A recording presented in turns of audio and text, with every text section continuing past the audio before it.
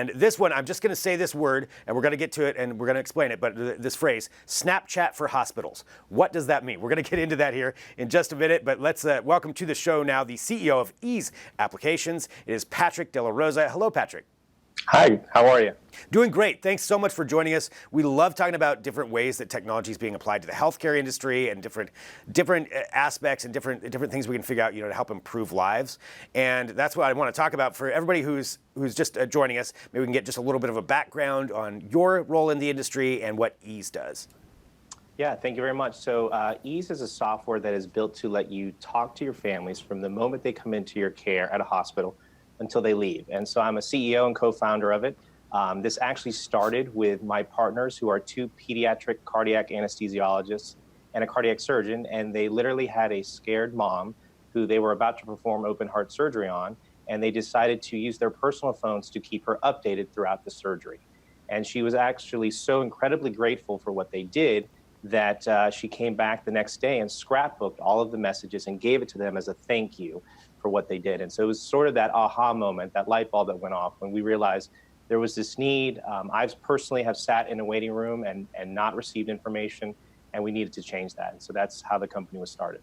That is so important. I've personally also done that as well. It's so nerve-wracking when you're sitting there waiting for somebody going through a surgery, not knowing where they are in the process, not knowing anything, really. You're just sitting there staring at a television waiting to find out.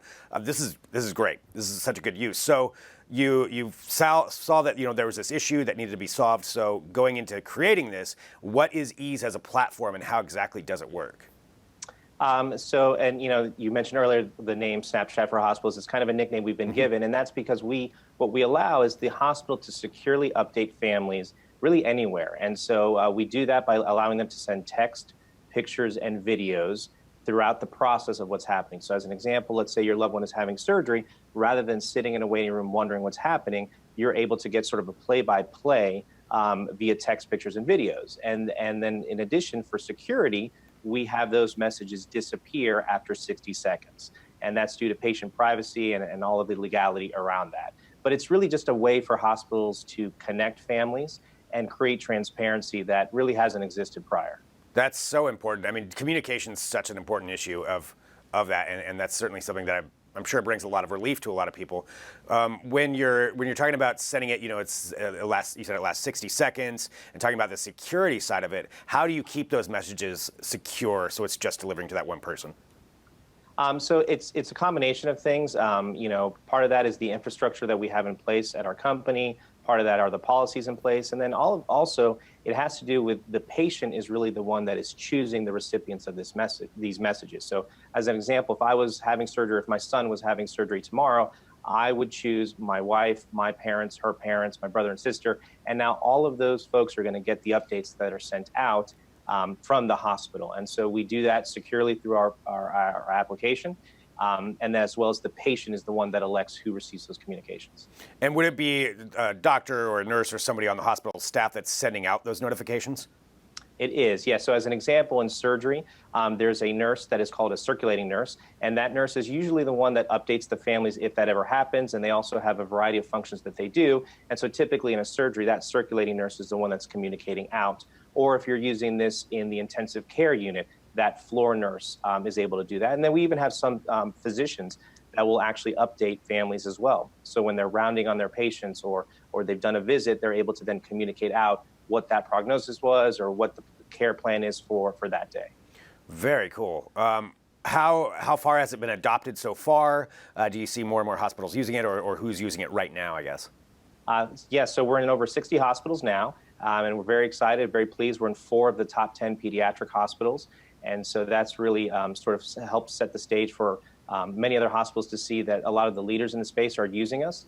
But we're used in both pediatrics and adults and really in all areas of the hospital, which is one of the things that I'm very excited about. Is not only this was born in surgery, and that's where we started, but now we're being used in all areas of the hospital and starting to grow nationally as well. Wow.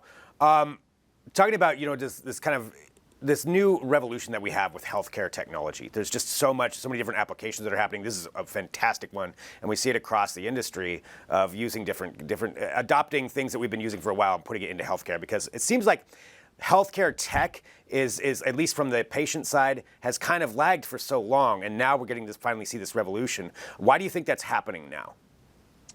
I think hospitals are, they're very risk averse. They are slower to adopt technologies. If you think about the diffusion of innovation curve, you have your laggards. Hospitals really sit in that laggard space. But what's happening is they're becoming more comfortable with it. And so as an example, telemedicine is something that is now becoming much more commonplace in hospitals where, rather than having to drive to the doctor, I can actually basically FaceTime from the comfort of my own home and get a treatment plan, get even medicines prescribed from the comfort of my own home. And so what that does is it's really sort of creating a comfort level for hospitals, and they're starting to use technology in ways that really other industries have been doing for a long time. Where do you see maybe ease in general, just ease in particular has for your company, but just healthcare tech in general, maybe going in like the next 5 years? So what is really happening now is this shift towards transparency, and that's really what is happening in healthcare in many ways, not only in what hospitals are charging and the type of care that you receive, but also in the communication side of it. The one room in a hospital that hasn't changed in 100 years is a waiting room. And so we see ease really revolutionizing that and really changing it so that you no longer have to sit in the dark. You can stay connected. I often say to hospitals that we talk to, if I can track my food on Uber Eats, or track when Uber is going to arrive at my house, why can't I track my loved one inside of a hospital? And so we really see ease will continue to grow, and our hope is that it continues to grow and become the standard of this type of communication for hospitals. Well, it's such a great platform. Definitely solving a need that is clearly, blatantly there that needed some solving. So congratulations on that. For people who want to use ease, if I guess it has to be one of the hospitals that's using it so far, but how do they go about using it, or how do they encourage maybe their local hospital to start picking this up?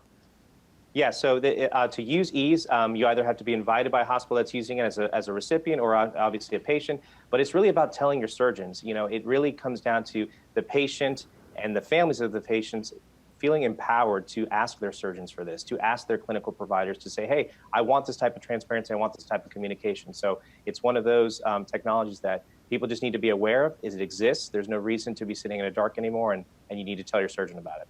Well, thank you so much for joining us here on Digital Trends Live to talk about it. Again, I think that's very important work that you're doing. I think that's great. It helps people's lives, and it's using technology for change and for good, which is something that we always appreciate talking about here at Digital Trends. And thanks again for joining us today. Thank you very much.